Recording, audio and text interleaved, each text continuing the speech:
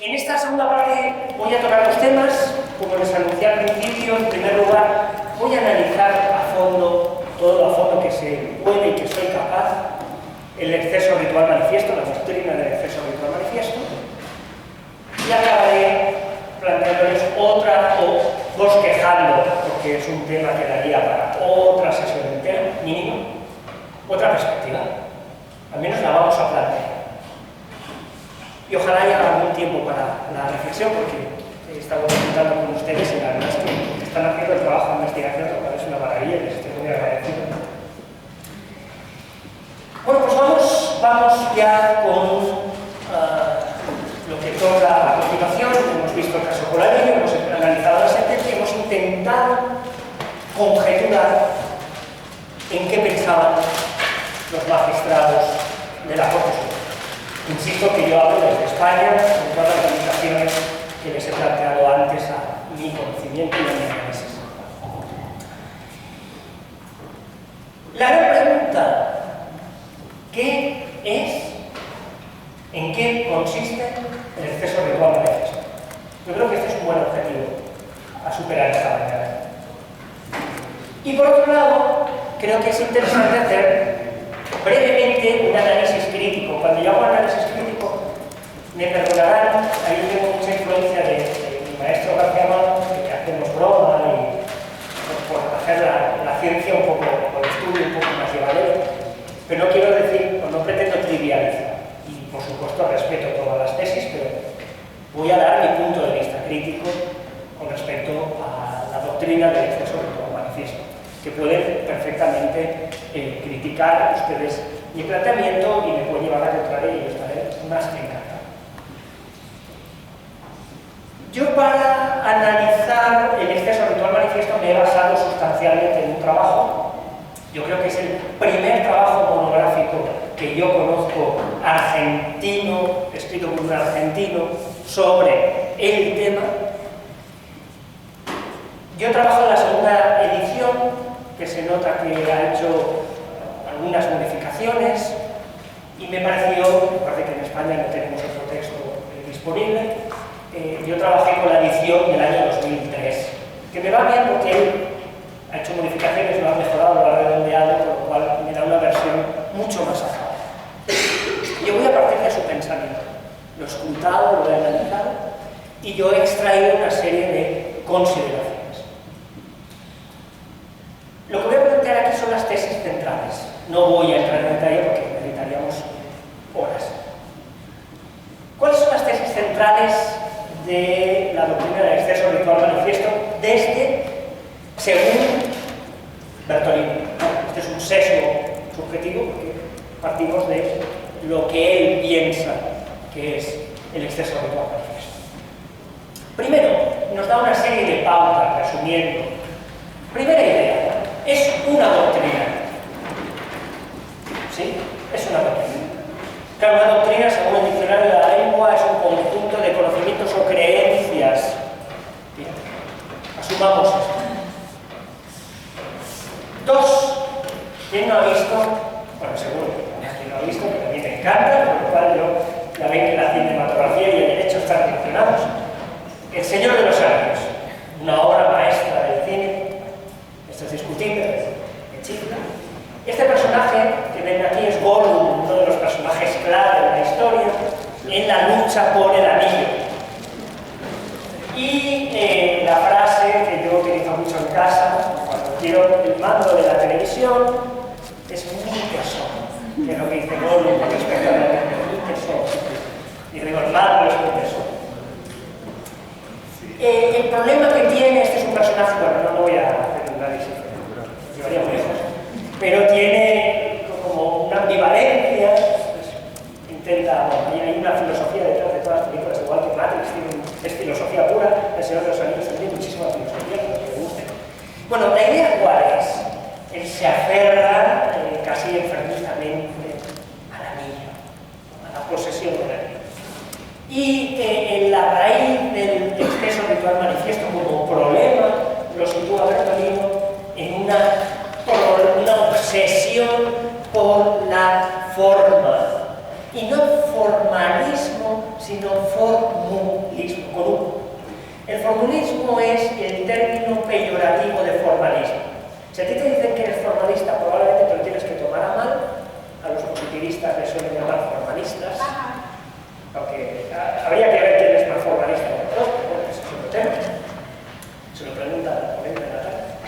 Pero si te llaman formulista, entonces sí que te tienes que enfadar muchísimo, porque te han dicho una cosa horrible. Eres un formulista. Y él lo plantea diciendo, bueno, esto es lo peor que pueden decir.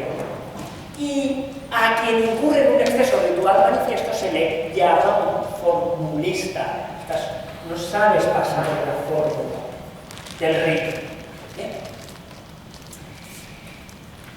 La clave, que ya la hemos presentado antes, la antítesis al exceso ritual manifiesto es una concepción del proceso donde hay dos objetivos en orden subsecuente. El proceso tiene que buscar a toda costa la verdad y solo a partir de la verdad alcanzar la justicia. Y en esta tesitura, pequeña cuestión cómica para relajarnos, si la justicia es ciega, este es un chiste argentino, ¿por qué no le sacamos la venda de los ojos? Así empieza a ver el quilombo que hay. Y entonces le quita la venda y dice, ¡hey, sorpresa! A la antítesis, a lo que hemos dicho antes, proceso, verdad, justicia, la antítesis es exceso ritual manifiesto, es decir, formalismo o formulismo, que es peor, no verdad y por tanto no justicia. Es casi un planteamiento lógico-proposicional. ¿Sí? Y en este sentido nos sigue diciendo, lo de los dados es mío, no lo dice él, esto es una maldad mía, dice, claro, no piensen ustedes que esto es perfectamente perimetrable, delimitable. La doctrina del exceso ritual manifiesto es abierta, indelimitable y sobre todo muy como no, casuístico. Aquí no podemos establecer reglas pautadas, precisas, que me permitan saber ex ante siempre cuándo voy a estar ante un exceso ritual manifiesto. Sí, esto lo ves partido a partido, como dice el Cholo Simeone. Ya, pero a mí esto me huele a... Perdón. Siento azar aquí. Y hace especial referencia a que frente al exceso ritual manifiesto se erige un derecho judicial, un derecho que crean los jueces, y en el caso cuando se aplica el proceso, un derecho procesal judicial. El juez es fuente del derecho, prácticamente en sentido estricto, que no formal, pero sí material. Y el derecho judicial va más allá del derecho positivo. Es un derecho pretermece, va más allá, efectivamente, convirtiéndose en una suerte de uso forense. Ya se lo anunciaba antes, pero sale porque Bertolino hace referencia, lo dice casi así, a la tesis del caso especial. Y la tesis del caso especial es copyright de este secreto. Y Bertolino dice, bueno, como dicen Alexi y como diría incluso Atienza, en muchos casos se subsume, cuando no hay ningún problema, el caso se subsume en la regla y todos contentos, pero hay muchos otros casos, como decía antes, que superamos la regla, derrotamos la regla, en definitiva nos encontramos ante una laguna axiológica. ¿Y quién colma la laguna? El juez. Y el juez está perfectamente capacitado para generar un derecho que va más allá de la ley, con el que resuelve el caso aplicando una norma que es realmente justa. Soy Bertolino. Perdón, tengo el dedo. Efecto de café. Claro, yo leo estas tesis centrales y mi sensación psicológica es esta. Ahí está el exceso ritual manifiesto. Me dirán, ¿dónde? No lo sé, pero está ahí. Créanme, está ahí. Si siguen la carretera, las líneas esas se lo van a encontrar.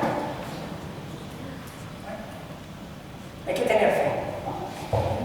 Y dice Bertolino, es que el problema, y aquí entraremos en una línea que me parece muy interesante, sobre todo desde un punto de vista semántico.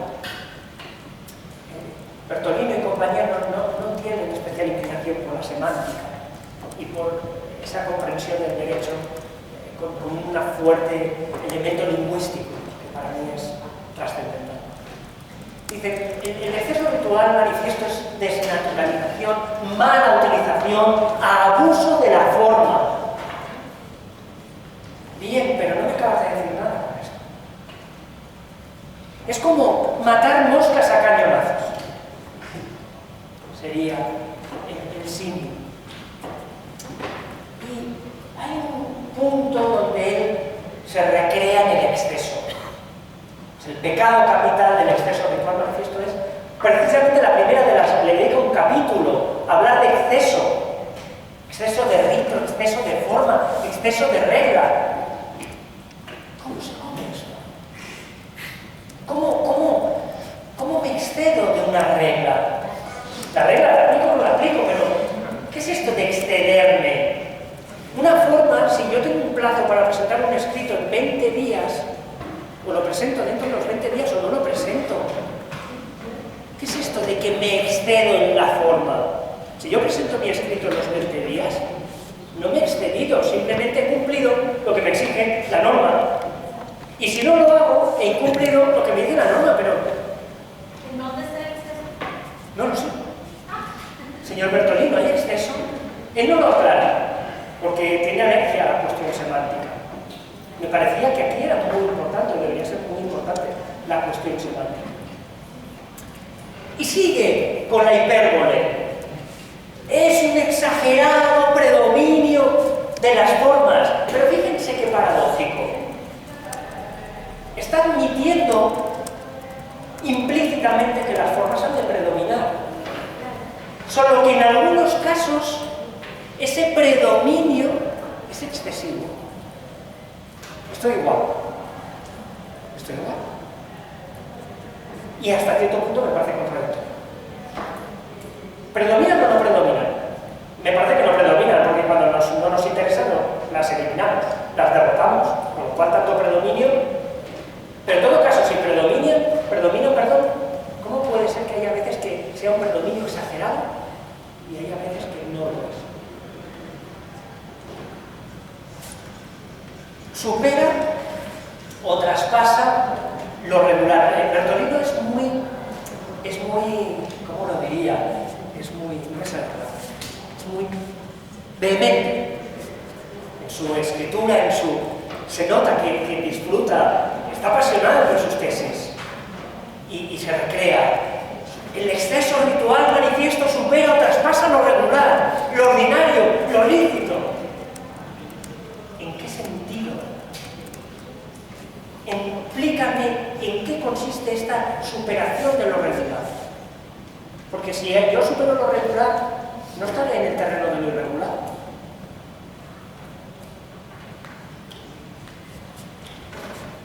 Se excede, sigue, me parece que son expresiones.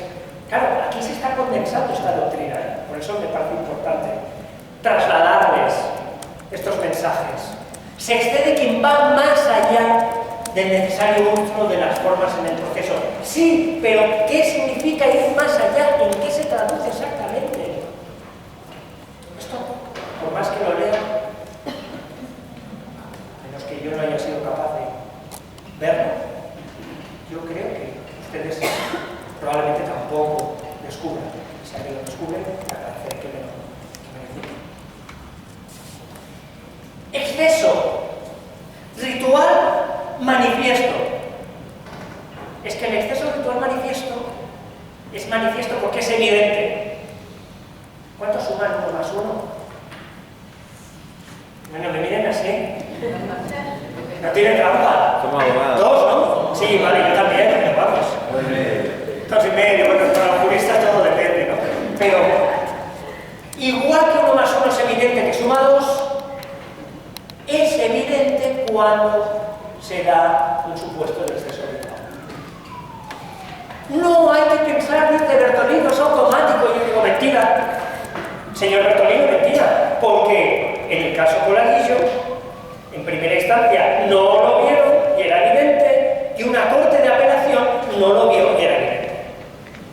O sea que tan evidente no lo es. Salvo que usted presuma que tanto uno como otros tenían sus facultades intelectuales mermadas por uno. ¿No? Perdón, en primera instancia no estaba en la prueba. No es que no vio el exceso, sino que no estaba.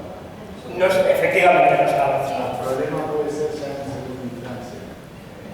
Bueno, no estaba entre comillas. Él critica, no estaba, pero cuando después de firmar y antes de notificar la sentencia, ya está.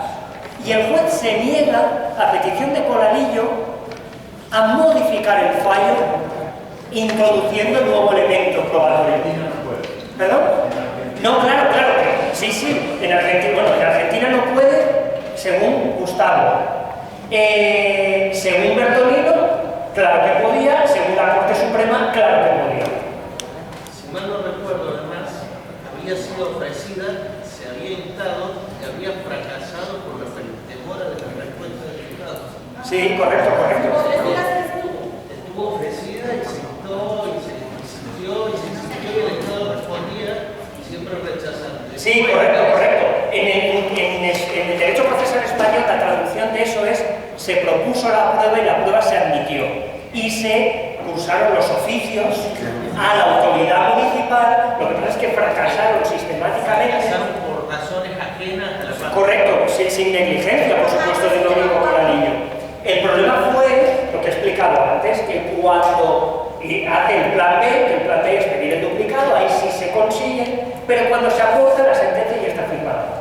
Lo que Gustavo Ríos dice, en Argentina no se podía. Y yo digo, según todo este planteamiento, por supuesto que se podía. De hecho, Bertolino critica también al juez de primera instancia. Y la Corte Suprema le pega un palo tremendo. En tal enfoque semántico nos dice, lo de enfoque semántico es broma, porque no es un enfoque semántico. Bajo el nombre de exceso ritual manifiesto podemos significar en el orden de las conductas del mundo jurídico una evidentemente exagerada sujeción a las normas formales, las cuales por esa actitud son indebidamente utilizadas, desnaturalizándoselas en su función. Y quien así se comporta se transforma como consecuencia en ritualista, y ahora viene el insulto, o formulista. Mira lo que dice, formulista. ¿Ustedes a partir de aquí son capaces de entresacar la entraña del exceso ritual manifiesto?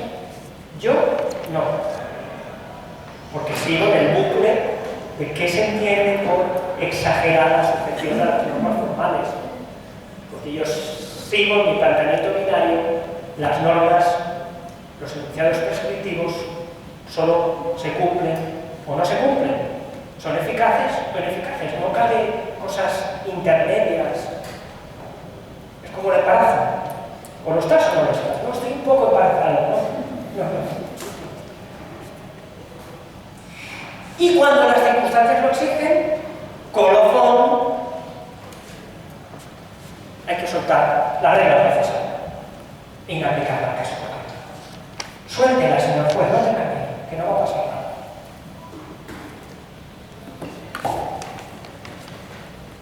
Y aquí, esto me encanta, porque aquí Bertolino, estamos en 2003, en la edición de 2003, se mete de pies al cubo y dice, ya te tengo.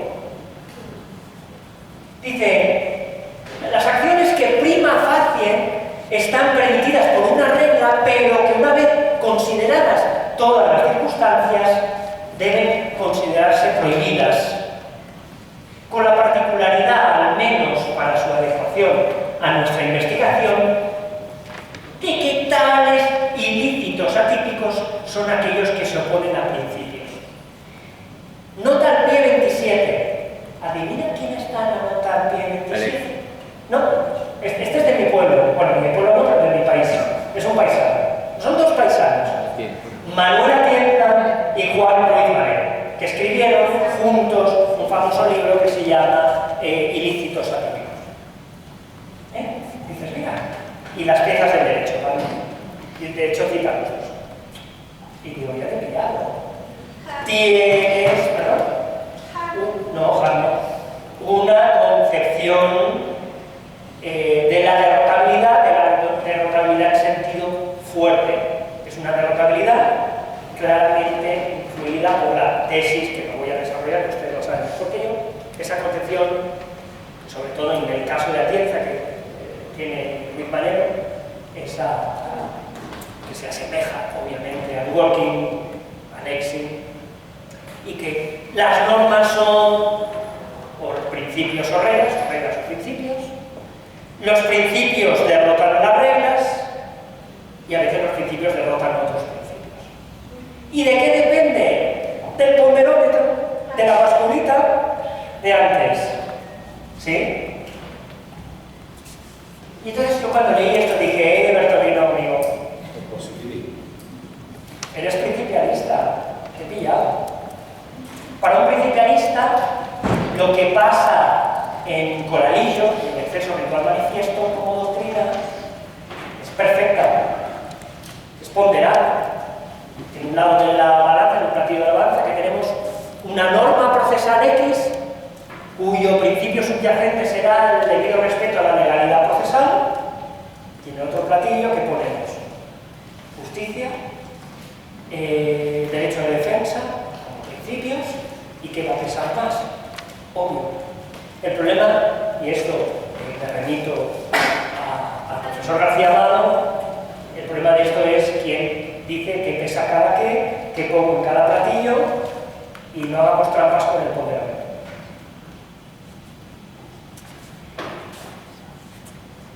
Y expresamente introduce la idea que hemos comentado de la derrotabilidad. De la derrotabilidad que al final y en el fondo reconoce que es general. Toda norma positiva, toda regla, mejor dicho, es derrotable por el principio. Y ahí tenemos la clave, para mi gusto, de toda esta cosa. ¿Recuerdan? Pues aquí. Esto es un continuo, siempre bueno. Volviendo a Buenos Aires, volviendo al caso Coralillo, y por ser ágil, ¿qué pasa? Pasa que se aplica lo que acabamos de decir a la perfección. Hay una regla procesal, derecho positivo procesal, que marca para determinados actos procesales un tiempo.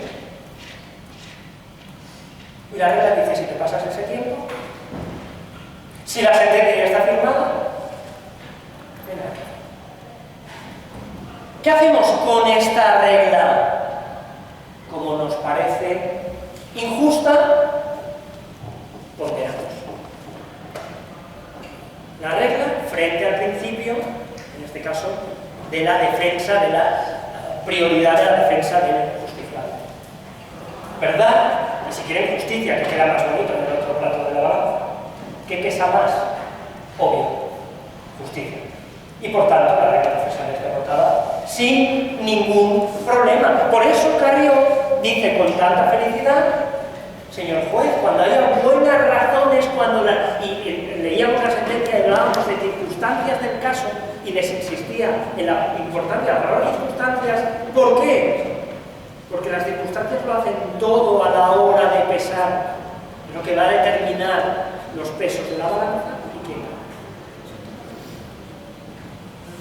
En este caso, dice Bertolino, fíjense ustedes, sí, la regla procesal está muy bien, pero ¿cuál es la verdad jurídica objetiva? Que el conductor del vehículo chocado o embestido sí tenía registro habilitante antes del accidente. Por tanto, si esto es así, la sentencia tenía que haber sido estimatoria. La verdad nos lleva a la justicia. Y nos pregunta Bertolino, ¿tan difícil es de ver esto?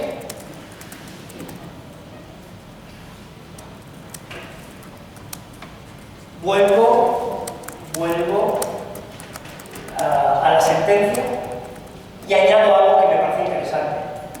No solo, y aquí en tronco, aunque sea muy de pasada, luego volverá a salir el activismo judicial, si estuviera el profesor Alvarado lo sonreiría felizmente. Bertolino dice, no solo hay que derrotar normas, sino que en base a ese derecho judicial, el juez puede generar ad hoc reglas procesales para conseguir, como sea, la verdad del caso que nos va a llevar a la justicia de la decisión definitiva. Y estamos, fíjense, qué bonito, todo el círculo se cierra. A modo de recapitulación,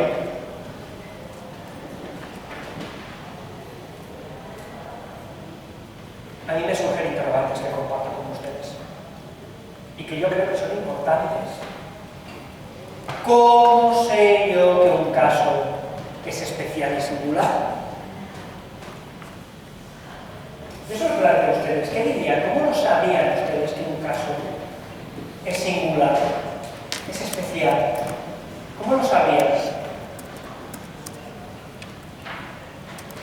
Quizá la respuesta que nos den, que nos darían los defensores de esta tesis, que nos daría Bertolino, es que, y esto tiene una cuestión que en parte tiene razón, un caso es especial cuando consideramos que presenta una circunstancia, atentos, que constituye una propiedad relevante que para el legislador a la hora de formular la regla procesal estimó irrelevante.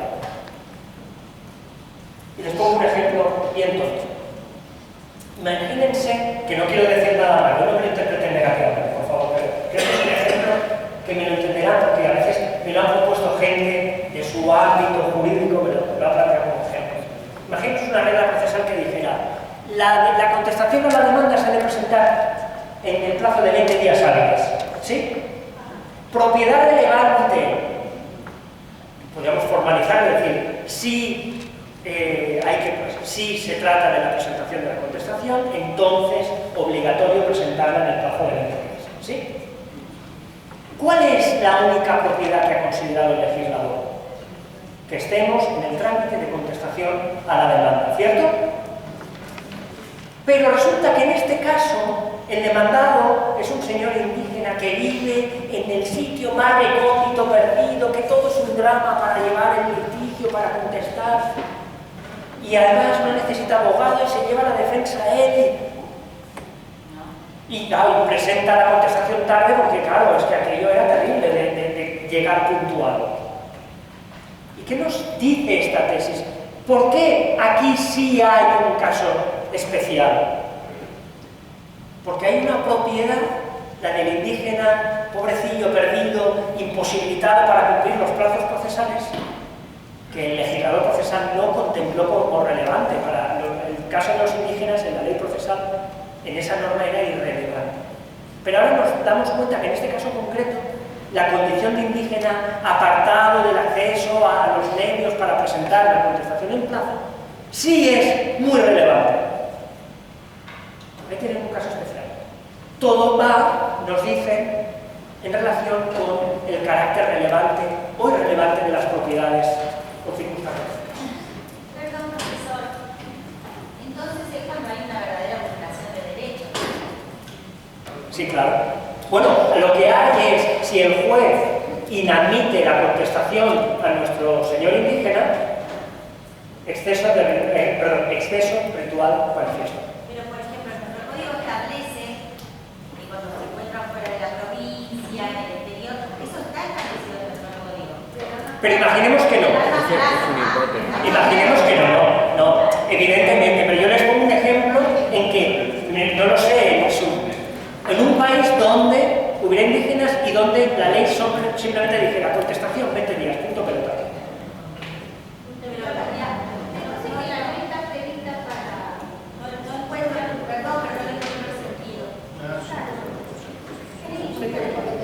La cuestión es, podemos, y a esto vamos, ¿podemos hacer una excepción?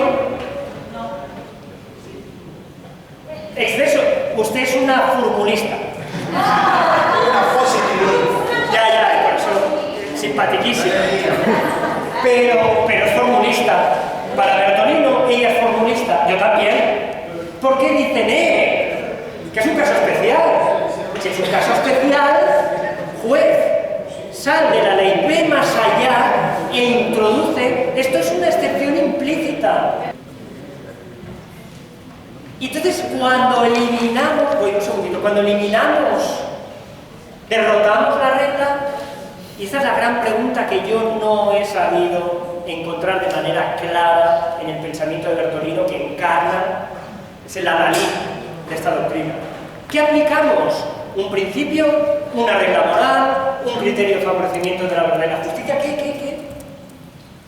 Señor Bertolino, ¿qué? Y no nos da la Que solución. no lo hay para dar mayor discrecionalidad, no puede decidir este me gusta y este no. Claro, esa es la regla. Pero volvemos al problema de horror. El autor de la doctrina del exceso ritual manifiesto es el órgano más ritualista que existe en Argentina, cuando, por ejemplo, utiliza el santiorari para rechazar los recursos, exige llegar a la verdad, y en sentencias fundadas, porque si no son arbitrarias, resuelve rechazar recursos por falta de fundamentación, por las razones que sean, diciendo nada más, rendición o menor. Entonces, Estoy de acuerdo, eso es una paradoja. Al final los más formulistas son... haz lo que yo digo, no lo que yo hago. Bueno, esto me están haciendo spoilers, esto luego saldremos con esto. Quería comentar... Sí, regresando un poco al caso de la pregunta anterior, habría que verlo en función del sistema, porque hizo todas las gestiones ante la municipalidad para obtener la prueba, pero seguramente en el camino consintió resoluciones, no impugnó. Por ejemplo, en el caso de México, el hecho de que se cierre la institución, se pase a alegar, se cite a sentencia, si yo no impugné nada de eso, estoy consintiendo. Entonces me salgo de la situación especial con una negligencia especial. Ojalá, si fuera así, ojalá. Primero, si hay cenizas, estoy perdido porque nunca sabré eso. Yo quiero averiguar eso, porque si fuera como usted dice, que tiene todo el sentido del mundo, todavía sería más sangrante, para mi gusto, el desatino. Para mi gusto. Pues entonces ya el juez hace de juez y de abogado de una de las partes. Entonces eso ya me parece el colmo. Y en eso sí que me parece que la imparcialidad brilla por su ausencia. Si estuviera el profesor Alvarado, seguro que me sonreiría mucho. Bueno, y siguen los interrogantes. ¿Cómo puedo yo saber? Porque si todo es el impedimento para alcanzar la verdad, ¿cómo yo sé en un caso ex ante que si me salto, derroto la regla procesal y admito, por ejemplo, una prueba fuera de la legalidad procesal, me va a dar la verdad del caso? ¿Soy admito? Eso tampoco nos lo justifica. Todos estos interrogantes no nos lo responde, pero en su lugar nos dice una cosa que me encanta. No se preocupen, esto no es tan difícil. Sonrían. Para aplicar el exceso ritual manifiesto y no sucumbir en el intento, Solo se necesitan dos cosas. Yo cuando llegué a ese momento dije, a ver, ¿qué me va a decir? Y me dice, necesitas dos cosas, Carlos. Primera, intuición experimentada a lo Roscoe Pound. De hecho, invoca ciertos planteamientos del realismo jurídico norteamericano con Roscoe Pound a la cabeza. Intuición experimentada. Miren, yo ahora diré algo que seguro que los magistrados presentes en la sala me lo van a discutir. Y estoy mirando ahora que seguro que me lo discuten, probablemente por razón. Yo cada día que pasaba en el juzgado, yo no sabía más derecho. Es más, cada día que pasaba en el juzgado pensaba, jo, qué poco sabes, qué poco derecho sabes, Carlos. Eso de que por estar en el tribunal cada día, ir allí, tengas una ciencia infusa, que cada día sepas más, no, perdón. No lo puedo. Ahora en serio, la psicología, en el tema, esto hago una digresión, vamos, un segundo. En psicología del testimonio, cuando hablan de valoración de la prueba, en mi país hay mucha gente que dice los jueces a base de valorar las pruebas se vuelven expertos. ¿Saben qué dicen los expertos en psicología del testimonio? Que esto es mentira. Y han hecho pruebas experimentales que demuestran que esto es científicamente falso. Probablemente también. Y nos dice, además de esta instrucción experimentada, necesitas para aplicar el exceso ritual manifiesto a la perfección, que no es tan difícil, la prudencia en clave tomista. Lo dice tal cual.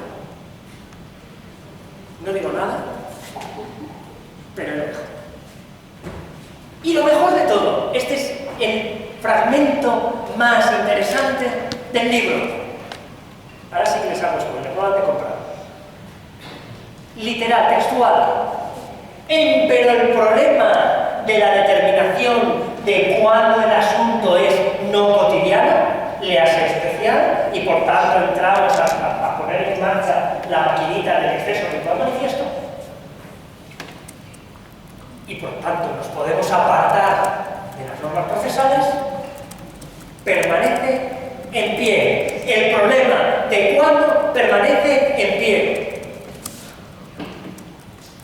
Estamos en la casilla de salida. Disculpe. Yo quiero hacer una pregunta estamos tratando el tema de inteligencia artificial. Esto es súper subjetivo. Sí, claro. A olfato, a ojo, todo. ¿Y cómo funciona la inteligencia artificial con este tema? ¿Cómo va a funcionar si nos vamos a las antípodas, pero le digo una cosa. En la medida, ¿cómo se lo explico? En la medida en que yo es que a mí hay un tema que me apasiona, que es todo el mundo de la semántica y la pragmática. De hecho, ahora enseguida hablaré de las dos. Para mí el derecho es fundamentalmente lenguaje. Y por tanto, la componente lingüística para mí es tremendamente importante. Tengo cierta inspiración hartiana y me parece que es excepcionalmente relevante el tema del lenguaje. ¿Cuál es el problema del lenguaje jurídico? Lo decía Hart, no lo digo yo, que el agua se te escurre entre los dedos. El lenguaje natural, a diferencia del lenguaje formalizado, es tremendamente difícil de manejar. ¿Sí? Problemas de vaguedad, de ambigüedad, toda suerte de imprecisión. Entonces, claro, si esto, además los teóricos de la psicología de la mente tienen todavía dificultades para determinar cómo nosotros funcionamos cuando inconscientemente en una conversación se emplean expresiones vagas y sin embargo en el flujo conversacional yo puedo seguir la conversación ordinariamente, incluso puedo dar una respuesta o puedo realizar una acción. No se sabe. No se sabe a ciencia cierta. Aquí se ha hecho un abuso, no se aplica no solo a los no cotidianos, sino también a los cotidianos. Correcto, pero volviendo a su caso, a lo que me planteaba ella, si los humanos somos incapaces de formalizar problemas de vaguedad o problemas de ambigüedad, ¿lo va a poder hacer una máquina? Porque al final los inputs los tenemos que dar nosotros. Si para mí el problema de la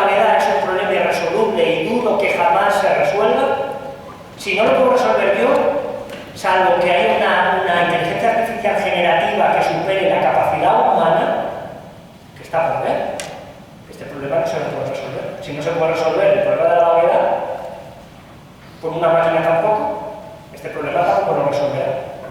Una máquina no va a poder detectar perfectamente el exceso virtual manifiesto. Si esto es lo que me preguntaba, mi respuesta a corto plazo es que no. Hay quien defiende que a la evolución del progreso de la capacidad de cálculo de las máquinas, esto va a ser posible. Yo lo dudo porque hay una trampa, perdón, paréntesis, pero creo que es importante, hay una pequeña trampa. Yo puedo jugar, imagínense la palabra, ay, ¿qué palabra utilizo? Es que iba a utilizar una, pero igual alguien se enfada. Imagínense una persona, es un ejemplo de semántica, pero que nadie se enfade. O una persona que no tiene cabellos, en castellano se dice calvo. Este es un adjetivo, los típicos casos claros de vaguedad, ¿no? Está la paradoja Sorites, no sé si han escuchado alguna vez. La paradoja de, ¿yo soy calvo? No, no. Hombre, no, digan que no, que voy aquí deprimido. Vale. ¿Me arranco un cabello? ¿Soy calvo? No. Me arranco otro, me arranco. Y le fui preguntando, ¿ya? No. Y sigo. Me queda un solo cabello. ¿Soy calvo?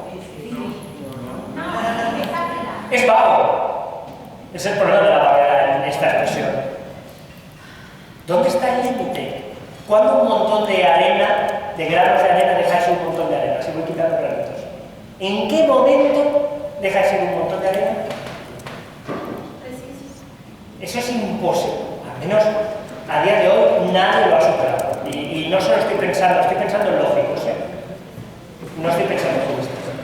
El problema es que la única solución... Y entonces yo le asigno valores numéricos y digo, con un pelo vamos a considerar que es un valor de 0, tal, y entonces en un sistema binario será que no.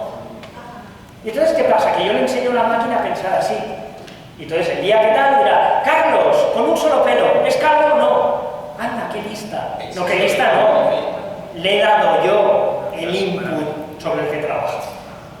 Si no le doy yo ese input, la máquina sola lo va a superar, creo, al menos dentro de 100 años.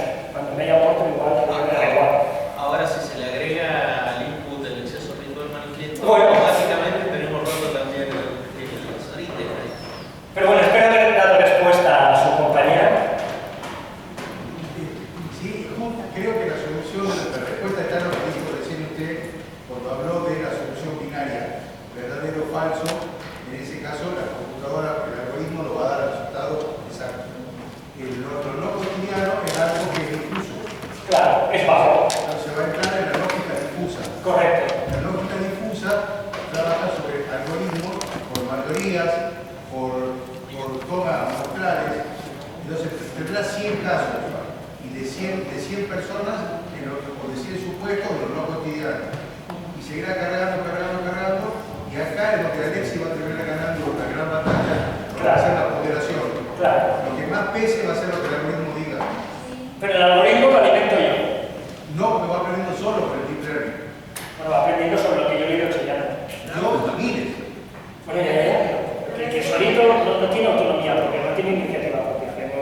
Sí, claro, pero cuando todos lo alimentamos, cuando somos miles y millones, empieza a tener una personalidad distinta a la mía. Cuando yo pongo una gota de agua en el mar y todos ponemos, el mar ya no es mío, soy parte del mar. Lo que se viene es muy complicado porque el algoritmo es lo que tenemos que conocer cómo está programado. Si queremos saber, si le preguntan a las personas occidentales mayores de edad, hombres, va a dar resultados. Si se le preguntaron a orientales, mujeres, menores de edad, va a dar otros resultados. Se viene un tiempo difícil. No, desde luego, muy difícil. Pero volviendo al tema, yo cuando leí esto, me salió una frase de un cuento popular que yo contaba a mis hijos de pequeños, que era el traje nuevo del emperador. Y al final del cuento, ¿qué dicen? ¿Qué gritan los niños? El rey está desnudo. Está desnudo. ¿Qué me está contando? No hay aquí en realidad nada. Esto es sombra. Y yo frente a esto hago fuerte y digo, no. Yo no paso nada. Yo, mío que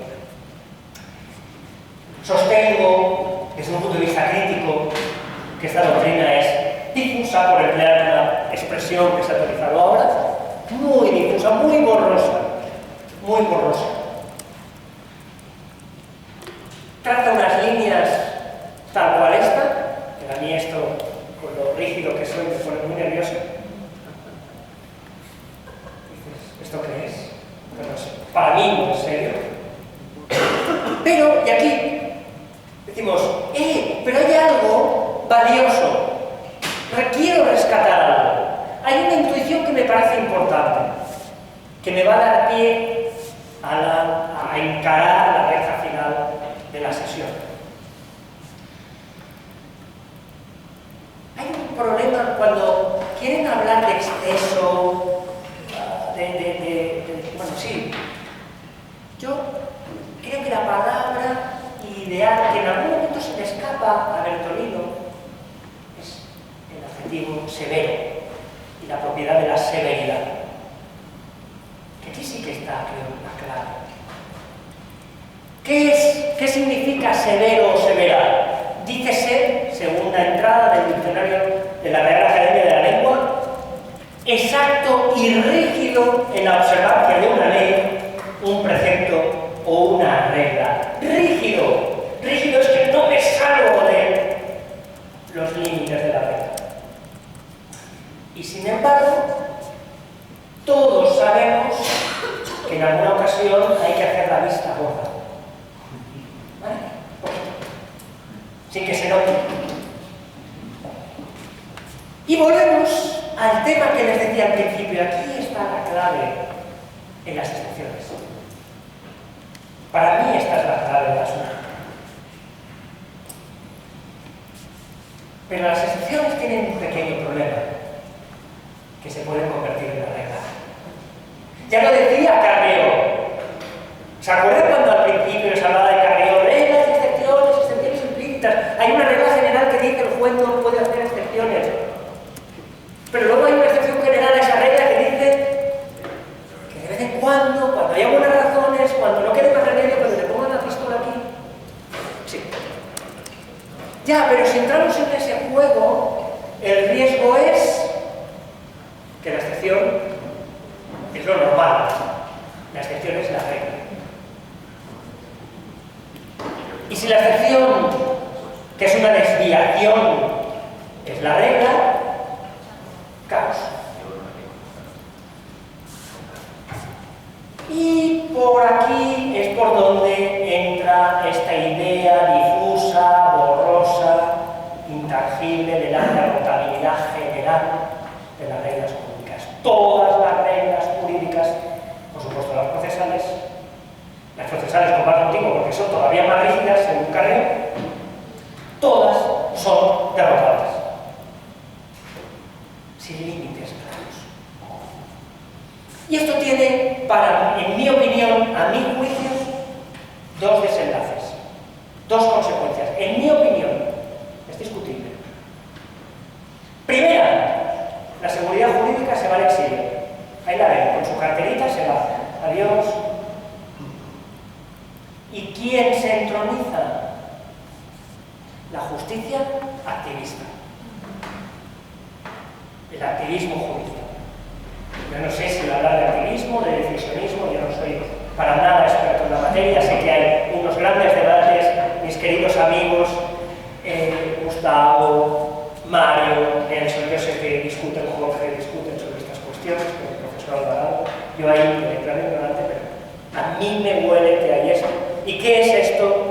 Lo que subyace al exceso habitual manifiesto y lo que en definitiva subyace a Coralina. Bueno, recta final, último acto de la segunda parte. Ya no nos queda nada, ya huele a comida. Ya no va a café, y ya estamos superando la mañana de lunes. Fantástico. Lo que voy a plantear aquí, sin todo lo que les he expuesto hasta aquí, es el inicio de mi investigación, que la voy a seguir desarrollando y que espero en alguna ocasión tener la suerte, la fortuna de poderles compartir el resultado final. Porque a mí me interesa mucho el tema de las reglas y las excepciones. Especialmente me interesa el tema de las reglas y las excepciones implícitas en el derecho, en general, que es un tema claramente filosófico, más que profesional. Pero me parece que permite una perspectiva a toda la problemática que nos ocupa esta mañana muy diferente, muy diferente. Y creo, y esta es mi apuesta, que por esta vía, sin tener que hacer cosas tan raras, podían haber llegado a un resultado idóneo, incluso semejante en el caso concreto. Esta otra perspectiva lo que propone es reconocer la existencia de excepciones, trabajar esas excepciones sin salirse de las reglas, sin tenernos que ir a la moral, sin tenernos que ir a no se sabe qué principios. No hace falta salirse de las reglas. Y esta es mi propuesta. Mi propuesta, que es un bosquejo, que es inicial, estoy todavía estudiando sobre ello. Es un tema muy complejo. De hecho, tengo a bien, estoy muy contento porque ahora me voy a ver con los profesores de filosofía del derecho argentinos. La profesora es Cataglioni, si no digo mal, de la UBA, y el profesor Jorge Luis Rodríguez, de Mar del Plata, que han trabajado sobre esto y que me parece que tienen cosas muy interesantes que pueden aportar. Sentado que el problema son las excepciones y que podríamos decir quizá que no hay reglas en excepción, a mí me ponían el caso, me encanta, a mí eso lo pongo a los alumnos en clase cuando les explico teoría del derecho, a veces les explico teoría del derecho. Siempre les pongo el caso, no sé cómo se llama en esos países, cuando uno tiene un parking y tiene un acceso a la vía pública y en la zona de salida del parking hay una prohibición de aparcamiento. En España se llama un vado. Un vado es el derecho que tienes a que no aparque nadie a la salida de tu aparcamiento. ¿Sí? Puede haber vado permanente o vado ocasional. ¿Sí? Y la pregunta que yo siempre les planteo, porque esto es un caso real, un señor aparcó en su vado. Solo suyo, era su parking, de nadie más que él, aparcó él su coche en su vado. Pues si hay alguna duda, he explicitado todas las variables del caso. Y fue el típico inspector de tránsito y de tal, y le pone una multa. Y claro, los del exceso ritual manifiesto se pondrían como locos. Pero es un formulista, dice que si va alguien aparcado, pues ya está. Ya, pero toda regla tiene sus excepciones. En este caso es evidente que hay una excepción, siquiera sea implícita. Porque aquí no es explícita, pero implícita, no. Dice Wendeyer que no es para nada un filósofo del derecho ni un jurista, pero tiene una frase que me encanta. Toda regla tiene su excepción, incluso esta, lo que genera una paradoja. Esta paradoja tiene solución, pero no voy a hablar. Estas son cosas, diversiones de la semántica. La semántica tiene estas cosas que son fantásticas. Si toda regla tiene una excepción, hay una regla sin excepciones como excepción a esta regla. Entramos en bucle. Y es fantástico, esto se lo pones a no sé quién y lo tienes entretenido para que piense un poquito. ¿Sí? Esto es un divertimento. Esto no tiene mayor trascendencia a lo que no. Estamos de acuerdo en que en los sistemas jurídicos hay excepciones explícitas, ¿cierto? Sí. Raudales están claras. Hay quien habla de que eso es un caso de derrotabilidad en sentido débil. Mi maestro, el profesor Hernández Marín, dice que esto es inadmisible. En los típicos casos que en el Código Penal, seguro que en su país pasa, ¿no? Hay una regla, esto me llevaría muy lejos de mostrarlo, explicarlo con detalle, pero les explico la idea para que entiendan a qué se refiere. Por un lado hay una regla que dice, todo el que cometa homicidio debe ser condenado a cárcel, ¿sí? Y hay otra regla por ahí que dice, los menores de edad no pueden ser condenados a cárcel. Si yo soy un juez y estoy obligado a aplicar la ley, y los dos enunciados prescriptivos me obligan por igual, ¿qué tengo? ¿Una antinomia? ¿Qué hago? Esto es mucho más complejo, lo estoy trivializando, pero es una cuestión interesante. Él dice que desde un punto de vista técnica legislativa lo normal es que en la formulación del enunciado hubiera un solo enunciado que dijera: si has cometido homicidio y no eres menor de edad, entonces se condenaba a prisión. Pero volviendo a las reglas explícitas, estas no plantean especiales problemas, y hasta cierto punto yo entiendo que aquí no se da un fenómeno de derrotabilidad. ¿Correcto? Pero el problema no está en las explícitas, sino en estas. ¿Leen ustedes el cartel en las últimas filas? ¿Se lee? No sé si Jorge... Sí, se debe. ¿Sí? ¿Qué pone? Lean conmigo, por favor, si son tan amables. Área quirúrgica prohibido el paso. ¿Están de acuerdo? Bien. En este caso,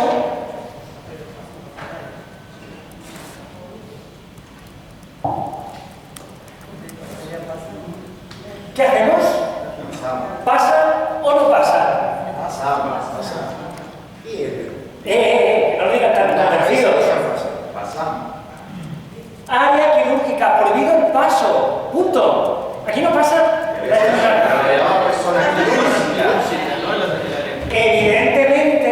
Evidentemente, este es un caso de excepción implícita.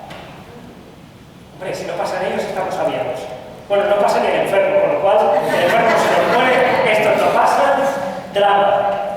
Terapia intensiva. Obvio que ellos pasan. El problema aquí lo tenemos en quién sí y quién no, porque aquí no lo especifica. Ahí no está Es prohibido. un problema lingüístico, señores. Claro. No está prohibido. ¿Perdón? No está prohibiendo. ¿Ah, no? Porque abajo dice zona quirúrgica. No es lo mismo. O sea, no es la quirúrgica. Ah, bueno. Es que en España, esto es español. En España no sabemos ni escribir. Pero eso ya es otro problema estructural. Hay derrotabilidad aquí.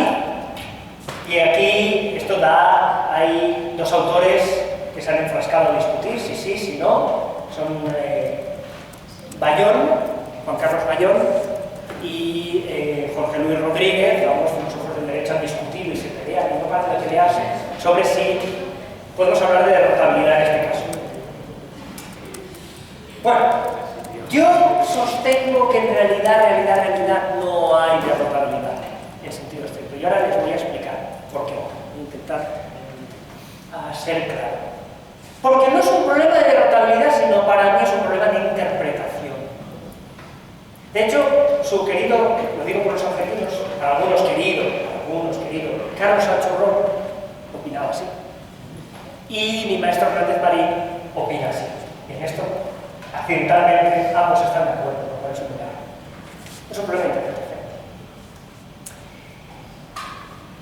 ¿Verdad que cuando ustedes van al supermercado, no sé si se llama super, a lo que sea super? Sí. ¿Verdad que ustedes no se encuentran esto normalmente? No. El legislador solo piensa en casos normales. Y Carlos Ochorrón también piensa, y en sus estudios, estoy haciendo un resumen, resumísimo, esto tiene mucha mayor complejidad, lo voy a exponer, para llegar a la hora de comer en punto. El legislador solo piensa en casos normales. Y la noción de normalidad está ligada a un conjunto de creencias en un contexto histórico determinado. Esto es muy importante.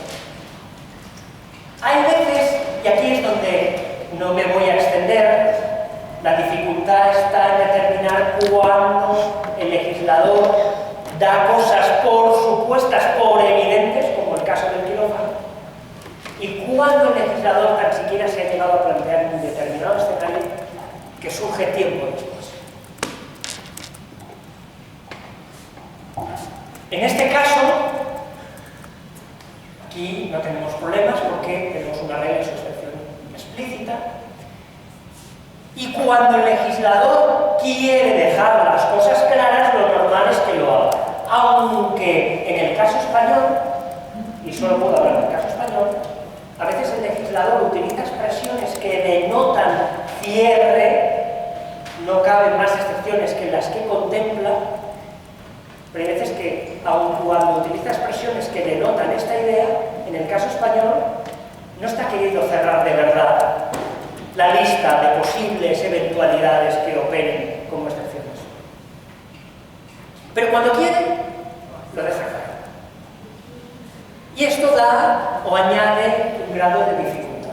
Claro, el legislador de mis sueños tendría una especie de periscopio y haría adivinación social, adivinaría el contexto dentro de 50 años y diría, mira, va a pasar esto, esto, esto, esto y esto. Vale, todos estos supuestos los voy a contemplar ya en mi regla. Sea añadiendo excepciones, sea precisando la regla, sea como fuera. Pero la realidad es que muchas excepciones implícitas son circunstancias que al momento de legislar no se le pasaron probablemente por la cabeza al legislador. Probablemente con el anillo no se le pasó por la cabeza al legislador si es que ahí hay una regla que dice, una vez firmada la sentencia, ya no hay vuelta atrás. No hay vuelta atrás, no se puede variar. Y voy al caso. Si una sentencia, esta es la regla que yo creo que imperaba en el momento del Coralillo, en el procedimiento civil argentino, creo, es una hipótesis. Si una sentencia está firmada, entonces no se puede modificar. Un poquito de lógica de óptica, muy facilita, muy fácil. Si se da P, obligatorio no Q.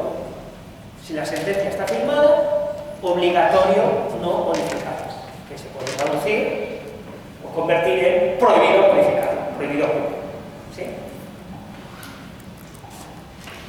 ¿En qué creen que pensaba el legislador argentino cuando dice, una vez firmada la sentencia no se puede tocar? ¿Por qué formuló la norma así? ¿Por qué creen? Existe inmutabilidad. No, pero esto es muy bonito, esto es perfecto, pero práctico. ¿Por qué? ¿Qué pensaría? ¿Qué quería evitar el legislador? La seguridad jurídica, que no haya seguridad jurídica. Lo basaba en la seguridad jurídica. Sí, estoy de acuerdo. ¿Algo más? La sentencia inmutable, la cosa. Hay jueces indecisos. ¿Cómo? Hay jueces indecisos. Uy, condeno. Ay, no, absuelvo. Ay, no, condeno. Se va a dormir y a medianoche se despierta. Ay, no, absuelvo. Y el desayuno, ay, no, punto. ¿Has firmado? Vale. Porque hay gente así. Y además, por eficiencia has firmado, venga, lo siguiente, es que si no, si podemos estar modificando, voy. Esta debería ser la filosofía, ¿o no? Y el principio de que en derecho nadie puede negar su propia perfección, tanto por la parte como por el juez. ¿En qué queda? Igual pensaba en eso, quizás sí. Dicto una sentencia después, pero ahora me parece que la podría mejorar, dado de nuevo. Claro, yo creo, Gustavo, que pensaba en, si luego se lo repiensa y quiere poner Tipex es un borrador. Es que no acabaremos nunca. Venga, ¿cuántas causas en el libro del fracaso de la justicia? El profesor Alvarado hace una estadística de asuntos que entran y asuntos que se resuelven. Y creo que hablaba de un 14% de ratio. Sí. ¿En serio podemos modificar cuando queramos? No, por favor, que se nos hunde ya del todo el chinguillo. Pero hay una situación anormal que es, sí, una sentencia está firmada, pero de repente entra información inédita, crucial para el signo del fallo, es con el anillo, más ausencia de negligencia por parte del litigante. ¿Y ahora qué? Señores, ¿y ahora qué hacemos? Si vamos por el exceso ritual manifiesto, y en general por la doctrina que hemos visto antes, esto se derrota, punto y final. Laguna axiológica, esto es injusto, adiós. ¿Sí? Pero si queremos ser respetuosos, ¿qué hacemos? ¿Usted cuando dice está firmada? Pero ¿Es según una la actualizada la sentencia? Bueno, es que yo no sé cómo va en Argentina. En España, el momento que el juez firma, fin de la historia. No la hemos tocado. Eso es lo que iba a decir, o sea, la resolución como tal ya existe de momento que la firma, porque la notificación es un acto de comunicación ya del fallo. Entonces, ¿qué puede ser el juez?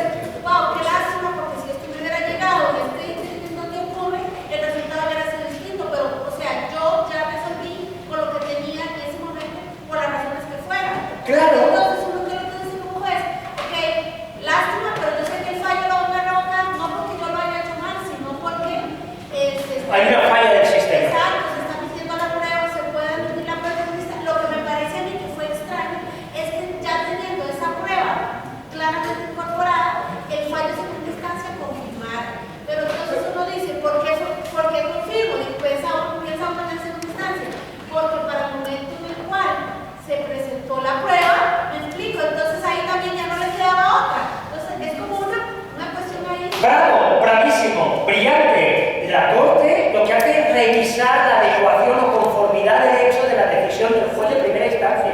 ¿Sí? Y dice, ¿el juez actuó conforme a derechos de primera instancia? La respuesta, ¿cuál es? ¿Con la regla del derecho procesal positivo? Sí. ¿Puedo revocar? No. Porque no estoy juzgando yo. No es un nuevo juez, estoy revisando la actuación procesal del otro juez. Ahí está. Entonces, ¿y cómo resolvemos esto cuando nos entra una variable que no está prevista? Porque, ¿qué creen que pasó? ¿Que el legislador no lo quiso contemplar? Porque dijo, ni hablar, los coladillos ni agua. Porque, probablemente yo creo que ni se le pasó por la cabeza. No hay ningún legislador, aquí podríamos hablar de las convenciones conversacionales de Grice. Grice es un pragmático muy destacado del siglo XX que estudió todos los principios que rigen las interactuaciones comunicativas humanas. Y es muy interesante. Y una de las cosas, uno de los principios de las máximas de Grice es el principio de eficiencia comunicacional.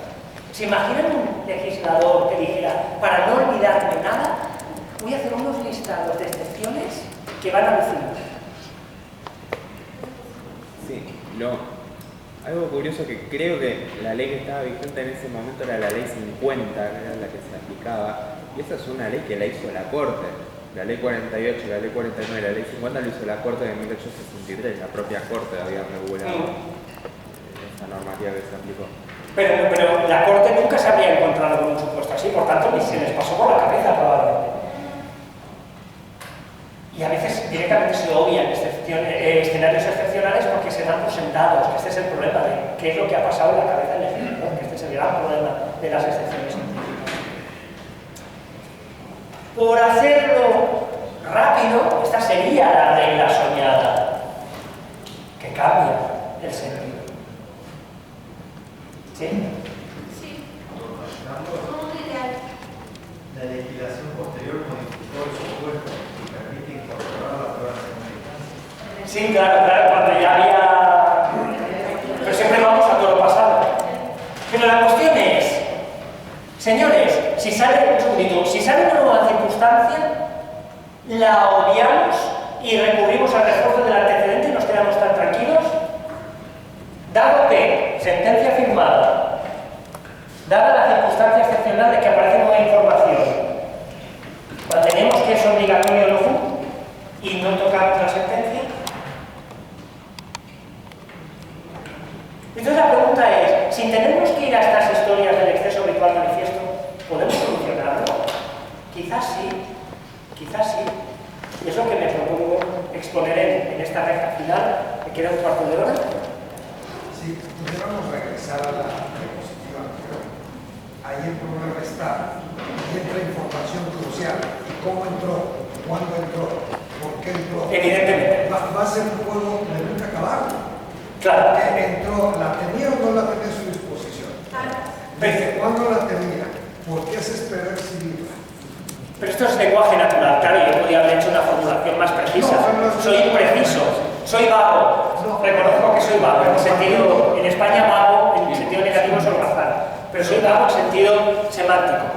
Claro, pero partiendo de la idea, aún cuando lo queramos, tendría que ser una regla muy precisa, que aún así, bajo esta perspectiva, va a tener una excepción implícita. Correcto, pero ¿podemos lidiar con esto sin salirnos de las reglas? Esta es mi propuesta. Y ya verán que la respuesta es que sí. ¿Cómo solucionamos este problema? Y para no hacerles perder mucho tiempo y acabar con lo que quiero exponer, se vislumbran dos opciones. Uno, considerar implícito que donde dice P implica obligatorio no Q, en realidad lo que está diciendo es P y no R, obligatorio no Q. De manera que si se da R, ya no se está cumpliendo esta regla. Estamos en un supuesto excepcional, donde posiblemente habría una laguna en la opción. ¿Me entienden? Opción número 1.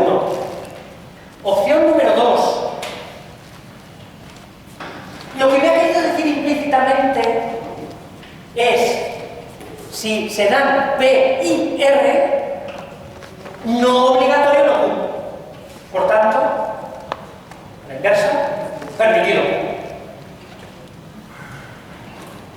Quizá me está diciendo esto el legislador, pero implícitamente. Pero esto lo podemos entresacar, ¿cierto? Quizá no hay que irse a acceso habituales a los hijos.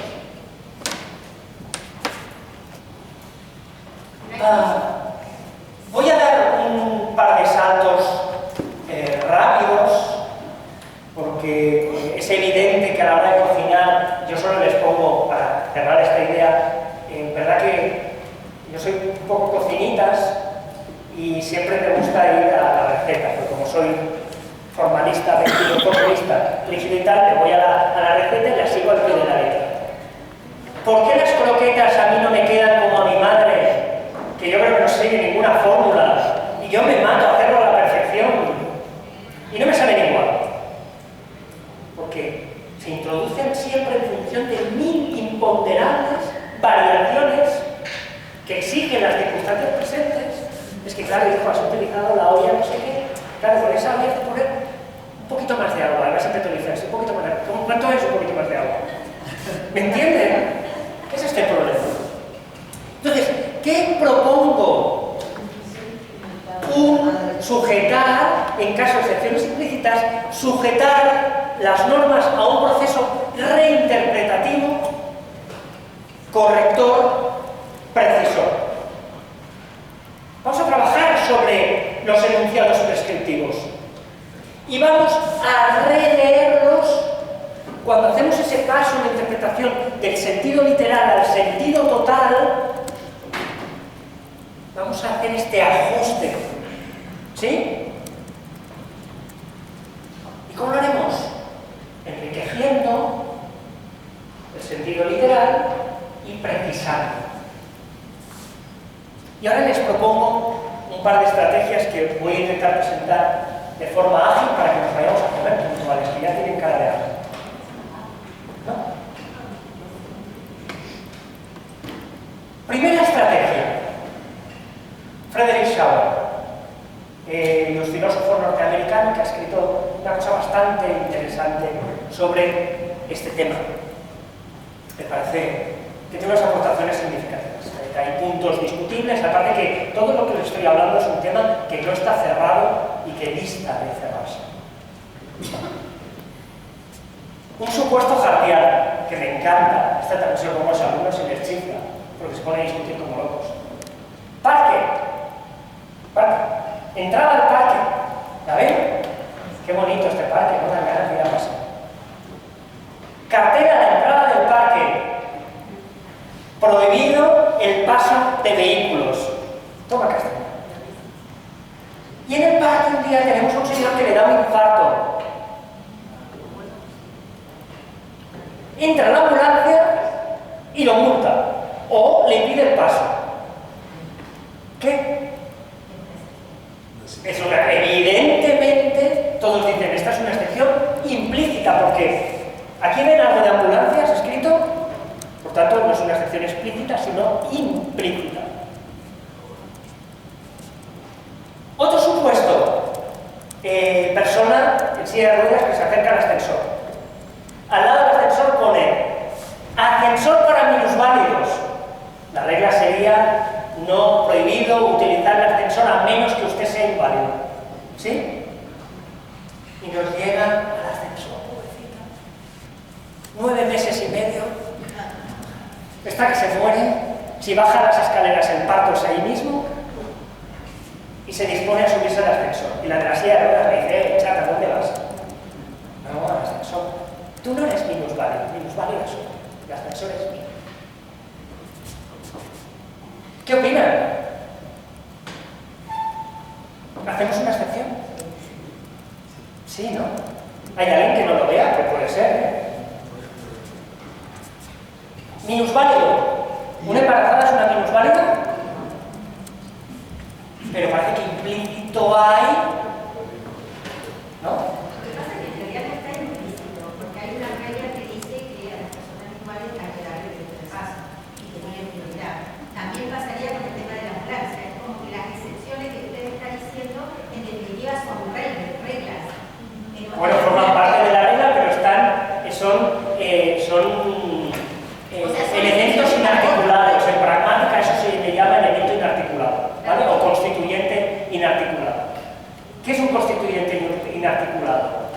Cuando yo digo, qué buen día hace hoy, se lo digo a ustedes, ¿verdad que sí, que hace un día precioso?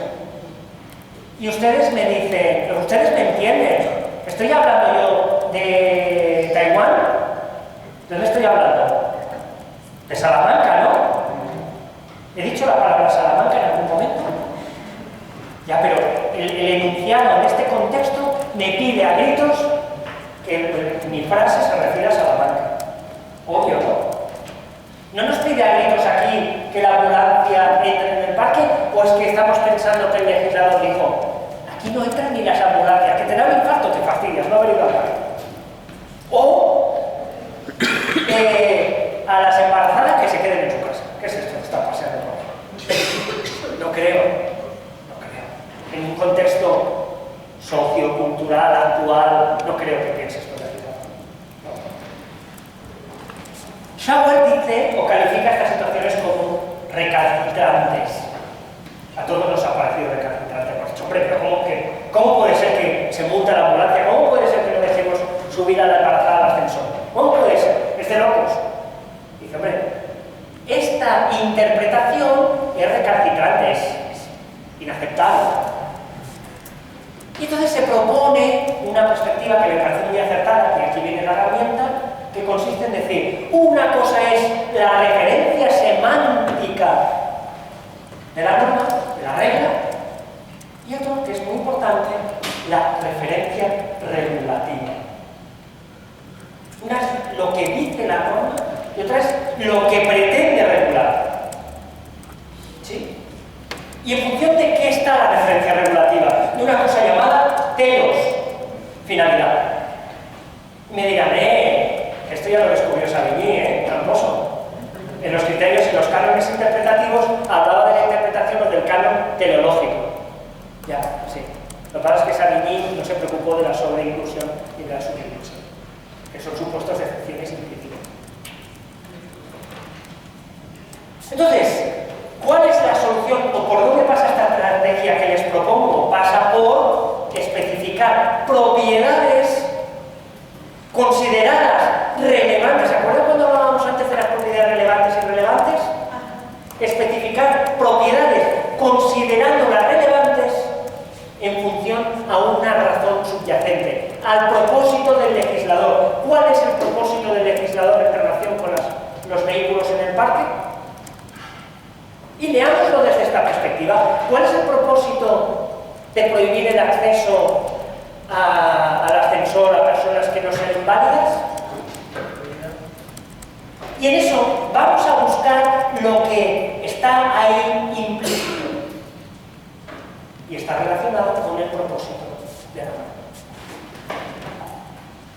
De manera que introducimos, extraemos donde no estaba el innover, que nos permite escapar al problema.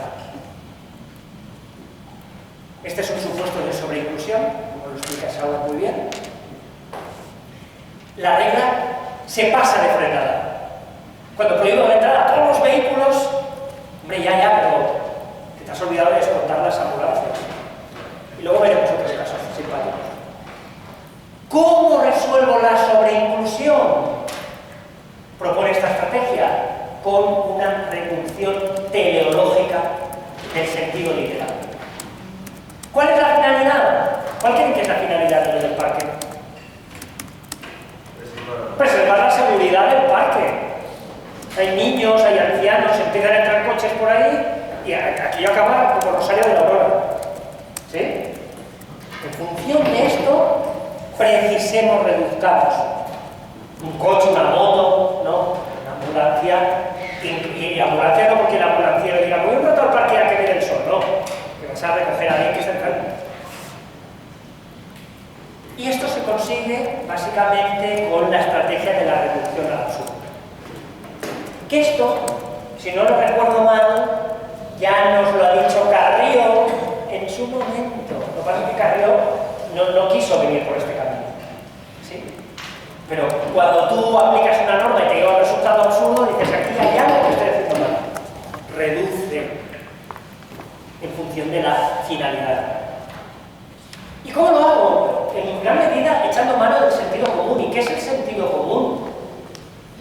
Un conjunto de conocimientos generalizados, estandarizados en una determinada comunidad social. ¿Qué estamos haciendo en definitiva? Precisar la regla. Una regla imprecisa, sin inventarnos nada, la estamos precisando. Y ajustamos su alcance. ¿Sí? En el fenómeno de la subinclusión, ¿aquí qué ocurre? Aquí tenemos una regla del tipo prohibido utilizar el ascensor salvo minusválidos. ¿Qué pasa? Que aquí le ha pasado lo contrario, se ha quedado cortito. Excepto minusválidos, bueno, vale. Y embarazadas también. A estos efectos podemos equiparar, sin romper reglas de sentido común, a los minusválidos y a las embarazadas.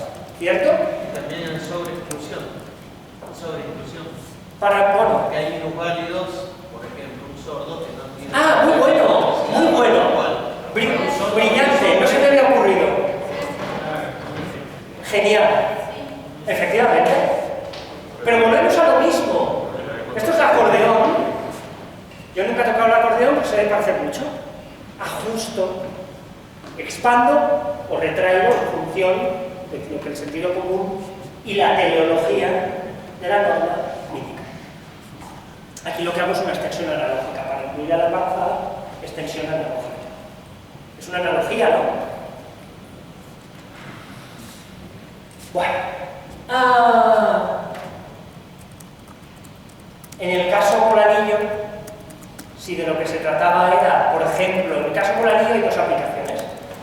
Si nos encontramos una regla de firmada la sentencia, ya no se puede variar, eso es sobreinclusión. En casos normales, evidentemente, pero firmada la sentencia y si aparecen circunstancias anómalas por causas ajenas a la voluntad del litigante, sin negligencia, etcétera, etcétera, ahí sí puedes variar la sentencia. Y si el caso es que en el derecho procesal argentino del momento dijera prohibido aportar prueba en segunda instancia, salvo aquella que se solicitó y por culpa del tribunal no se practicó. Ahí extendemos la excepción, porque subinclusión, al caso en que se ha intentado hacer todo lo posible, pero no se ha conseguido hasta demasiado tarde esa prueba. Hechos nuevos. Brillante. Claro que sí. ¿Lo ven en juego? Hoy está previsto en el Código Procesal. Sí, probablemente hoy, pero no por la niña. Por la niña. La presentación de documentos posteriores. Evidentemente, pero en aquel momento no. Porque, pero bueno, hay una cosa es que documentos posteriores y otra es hechos nuevos, que no es lo mismo. Pero ahí no voy a entrar en el debate, ¿eh? Pero ojo, que yo no he querido decir. Una cosa es un hecho nuevo y otra es un documento inédito o nuevo o de nueva noticia. Ahí se pide, nosotros pedimos el desglose o que no se considere. Correcto, pero ojo, no quiero inducir esa confusión. Hay que matizar. Último minuto, ¿verdad? Yo lo que vengo a expresar, esto lo voy a resumir, lo voy a hacer crítico. Hasta ahora lo que hemos visto es, lo que hemos estudiado en la estrategia anterior es que quiso algo pero no lo dijo. Y yo hay una precisión, y es que quiso algo, lo dijo, pero implícitamente. Y es un problema, esto ya si les pasan la presentación, ya lo leerán con calma. Este es un caso muy divertido de una empresa donde un cliente pide una cosa y al final de lo que creen que el cliente pide a lo que el cliente quería de verdad, cualquier parecido es pura coincidencia. Los problemas de la comunicación humana, antes una compañera suya ha dicho muy brillantemente, no es lo mismo lo que se dice que lo que se quiere decir, ¿no? Efectivamente, este es el típico chiste de la serie en el que vamos a reírnos un poco. Sé que es difícil, pero luego de una ruptura lo mejor es tomarse un tiempo solo para una. Y la otra le dice, ay, sí, es lo saludable. Y pasa al guapetón de turno y le dice, hola nena, ¿lista para irnos? Para que había dicho la preferencia. Haz lo que digo, no lo que hago. La doble moral. ¿Correcto? Y aquí entramos en el mundo de la semántica y la pragmática. Hasta hace un tiempo, y aquí hay una discusión que nos llevaría también una clase entera explicada, que es un tema muy bonito para la interpretación de las normas procesales, semántica y pragmática. Semántica es lo que las palabras dicen, pragmática estudia lo que yo he querido decir con una palabra. Y aquí es un problema pragmático. La dificultad de la pragmática es cómo averiguo lo que en verdad quería decir y cómo le saco yo al legislador lo que en realidad dijo, pero no dijo explícitamente y quería decir. ¿Correcto? Cuando digo que no entran vehículos en el parque, y termino enseguida, todos pensamos en esto. ¿Y qué pasa con estos? Son vehículos, según el diccionario de la lengua, semánticamente, el carrito de bebé es vehículo, la bici sin pedales y sin nada es vehículo, la moto de plástico es vehículo y el carretón es vehículo. Según el diccionario, semánticamente, pero hay que ir a lo pragmático. ¿Correcto?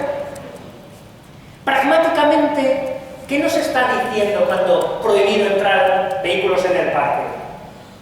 Prohibido entrar vehículos en el parque potencialmente peligrosos para los paseantes, y me dirá su compañero, ya, pero esto es vago. Aquí podemos seguir discutiendo, evidente, pero ya es algo más. Eso con las calificaciones en internacional privado sería una especie de solución. Un inmueble en Francia y un inmueble en Argentina. Un inmueble en Francia, por ejemplo, puede ser un vagón de tren. Correcto. De todos modos, sí, se entiende. Yo tampoco soy especialista en internacional privado, pero lo digo, una vez lo tuve que ver. Me parece muy interesante. ¿Saben qué? Yo creo que el derecho en general necesita un giro pragmático. Ustedes saben el giro lógico en la filosofía, ¿no? Wittgenstein y compañeros.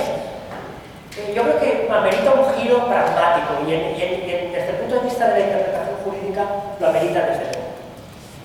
Bueno, el proceso que se aplica aquí es un proceso pragmático primario, no lo voy a explicar. Se trata del enriquecimiento libre. Yo les pongo un ejemplo muy fácil y ya de verdad que en 2 minutos nos vamos a comer. Ya ha llegado el taxi de Carlos.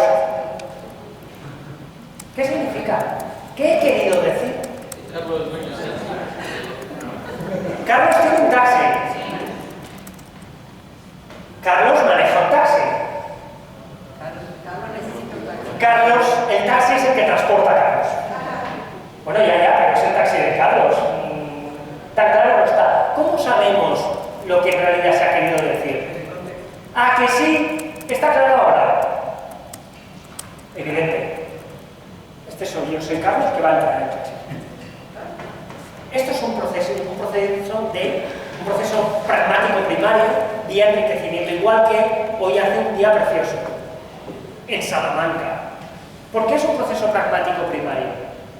Porque si se fijan, las reglas del castellano, tanto semántica como sintácticamente, la gramática del castellano, no me obliga a complementar mi frase con la palabra Salamanca. ¿Correcto? Sin embargo, si quisiéramos complementar la frase para darle sentido total, en función del contexto, no de la gramática, habría que añadir Salamanca. ¿Sí? Esta es la diferencia. Y yo creo que, por vía de contexto, vía convenciones sociales, convenciones lingüísticas, sentido común, la ratio legis, la coherencia sistémica, por eso Savigny hablaba del canon lógico sistemático, tenían ciertas intuiciones pragmáticas, pensaban en realidad en el contexto. Los cánones de Savigny es contexto puro, eran pragmáticos sin saberlo. Y lo que hacemos es explicitar, y lo explicitado lo presentamos como una paráfrasis, como un enunciado sinónimo del enunciado que está en la norma de la regla procesal. Decimos lo mismo, pero en términos sinónimos. ¿Correcto? Legislador y destinatario o aplicador de la norma.